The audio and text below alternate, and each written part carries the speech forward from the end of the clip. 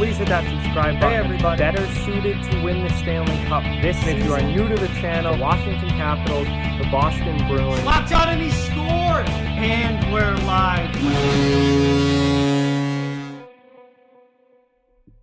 Hey everybody, hope you all had a great Thanksgiving yesterday, and today we're going to get back into our off-season recap series looking at the New York Islanders. So, the Islanders have had a very interesting offseason, and their offseason just drastically changed a couple days ago with the Johnny Boychuk news, which now, unfortunately, since he has to retire, the $6 million cap hit on Boychuk's contract will be coming off the books, whether he straight up retires or is just placed on LTIR through the rest of his contract.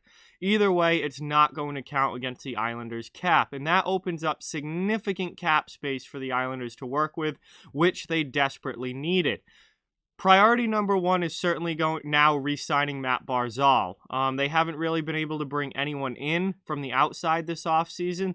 Their top priorities were re-signing Matt Barzal and re-signing Ryan Pulock, and they up to this point did not have enough cap space to do it. Now with the unfortunate Boychuk circumstances, they do have enough cap space to do it. Pulock is already re-signed. Barzal should be coming soon, and they've got a little bit more money to play with even after they sign Barzal now. A few guys have left. Devon Toews was obviously traded away because of their salary cap situation. Thomas Greiss, Derek Brassard, Andy Green, all these free agents that they had all had to go. They couldn't afford to bring any of them back. So it's been a really tight offseason money-wise for the Islanders, and they haven't been able to do a whole lot because of it. But at least now they're going to be able to get Matt Barzal back because of the $6 million off the cap from Johnny Boychuk. But anyway, for this video, I brought in one of my absolute best friends on YouTube and an incredible YouTuber and Islanders fan, Isles Girl 3. Kim is just a phenomenal hockey person to talk to. So I'm going to hand things over to her. Now, I do want you guys to know that her part for this was recorded before the Johnny Boychuk news, so she talks a lot about the cap crunch that the Islanders are in, and you know, finding ways to open up enough cap space to sign Matt Barzal. Obviously, things are different now with Boychuk's $6 million off the cap, but this was recorded before we knew any of that. So I'm gonna hand things over to Kim now. Take it away. Hey guys, what's up? My name is Kim, also known as Isles Girl 3. Shout out to my buddy John here at Off the Wall Hockey for letting me talk to you guys about the New York Islanders offseason. Alright, where to begin with the New York Islanders offseason? There's not much to say, honestly. We haven't made that many moves. Well, because, number one, the flat cap. It has really affected the New York Islanders, and it has screwed us for pending transactions we need to do. But hey, let's begin with the first thing that happened for the New York Islanders this offseason, and that is with Devon Toews. A lot of Islanders fans were very shocked to see that Lou Lamoriello traded Devon Toews to the Colorado Avalanche. The Islanders traded Devon Toews to the Colorado Avalanche for their second-round picks in the 21-22 NHL drafts. The question that came to a lot of Islanders fans' minds was why? Why did we trade Devon Toews, who was number one in scoring as a defenseman?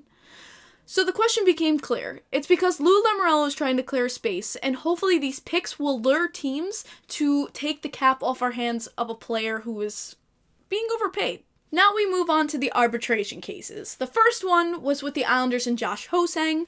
Now, Josh Ho-Sang doesn't have the cleanest of records with the Islanders, a lot of problems with attitude issues apparently with the team, and that's why he didn't really last long in the NHL, but they did settle his arbitration case for $700K or $225K AHL level. This next arbitration case was a big question mark coming to the New York Islanders, and that's for Ryan Pulock. He had his arbitration case scheduled with the New York Islanders, but they were able to strike a deal for $5 million AAV for 2 years. This was a big deal for the New York Islanders because Ryan Pulock is an essential part of the Islanders' defense, which is their strongest point on our team. And also, it was a team-friendly deal, honestly. Ryan Pulock could have gone easily for $6 million and up. So, Islanders fans, this was a big win for us. Now with Pulock taking the team-friendly deal, all eyes were on seeing if Barzal would resign. But of course that means we have to clear some cap space. And basically, you're all caught up. the Islanders need to figure out a way to clear cap space, and there's multiple ways. One would be to trade Johnny Boychuk. This kills me inside because Johnny Boychuk is an integral part of our defense again. He's such a leader. He brings the defense together, creates plays. Honestly, to me, Johnny Boychuk would be a huge loss, but he has $6 million on his contract, and it would clear a lot of space. Second would be Nick Letty. Nick Letty, again, an integral part of our defense, honestly would be the one I'd rather see go than Johnny Boychuk, but he has $5.5 million on his contract, and hey, that would clear up a lot of space too. Another option would possibly be to buy out Andrew Ladd. Andrew Ladd's contract has been a stain on us for such a long time now, and it's time for him to go. But obviously he is an NTC, and that's really what's killing us about his contract. So the Islanders' first moves have to be to clear some cap space so they can sign someone like Matthew Barzal. Now, do I think it's going to be a long-term contract with Matthew Barzal? No.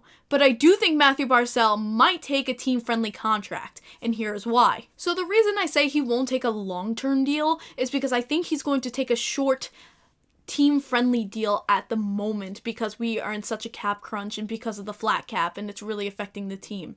But here's the biggest why I think so. There was a tweet that came out after Pulock signed his 2-year deal. I'll read this straight and I'll put it on the screen, probably below me right here. So it says, Pulock says he talks with Barzal. We both obviously want to make it work so we can keep everyone together. We've talked a little bit, and, Matthew Barzal's got to do his business. But the big thing about this is that, they've been talking. They want to stay as a team. They made it to the ECF together. Like, the Eastern Conference Finals, something that the Islanders have not done in 27 years. And they've had this great success. And so they want to keep this team together. They want to keep the energy up. It's good chemistry. And the players know this. So that's why Pulock took such a good team-friendly deal. And I think Barzal will do the same. Hopefully, at least, do the same. And just one more thing to keep your eye on. Matt Martin is a UFA, so it's been questionable whether he will go to another team or stay with the New York Islanders. But here's the thing. I think Matt Martin wants to stay on the island. I think he's another player who will definitely, and I'm 100% sure about this, take a team-friendly deal to stay on Long Island. He is such a Islander. His best friend, Casey Cizikas, is on this team. He just had a daughter. I really don't see him going anywhere else. I do think he will take a nice team-friendly deal and stay with the team after Matthew Barzal is signed. So if you want to go in order, it's clear space, sign Barzal, hopefully sign Matt Martin, and hopefully that's what the Islanders will do here. But we shall see. Time will tell. And that's your off-season update for the New York Islanders. Thank you, John of Off the Wall, so much for letting me do this. You are Z-Man, and peace. Thank you so much, Kim, for coming on the channel and doing this video with me. It's always great to get a chance to collab with you. Really, really appreciate it. And guys, if you are not yet subscribed to Isles Girl 3, link will be in the description. Please, please, please give her some support. She certainly deserves it. She is one of the best in the hockey community here on YouTube. But yeah, obviously, the Islanders' big thing all offseason long was their salary cap situation. Up until Johnny Boychuk's unfortunate news, they weren't even close to having enough cap space to re-sign Matt Barzal. Now they do, so I would expect that deal to get done sometime soon, and they should have a couple, $2-3 more million left over as well, because they have almost $10 million in cap space. Figure Barzal on a shorter-term deal probably gets $6.5-7 million a year, and on a long-term deal would get more than that. But I think it's going to be a bridge deal for Matt Barzal, and they should still have a few million over to play with. So I would think Matt Martin possibly now comes back. I would think they'd probably be looking for a defenseman, a cheaper option just to add to that defense depth, because when you think about the Islanders, they lost Boychuk now because of injury, and they lost Devon Taves, who they had to trade away in a cap dump move.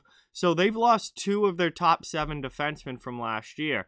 Obviously, they're banking hard on Noah Dobson being able to make that jump and become an everyday NHL player. I think that's why they made the Devon Taves deal, because they thought, Dobson was ready to make that jump. But still, they need some more depth on the back end, especially with Boychuk gone, even if it's just like a seventh defenseman.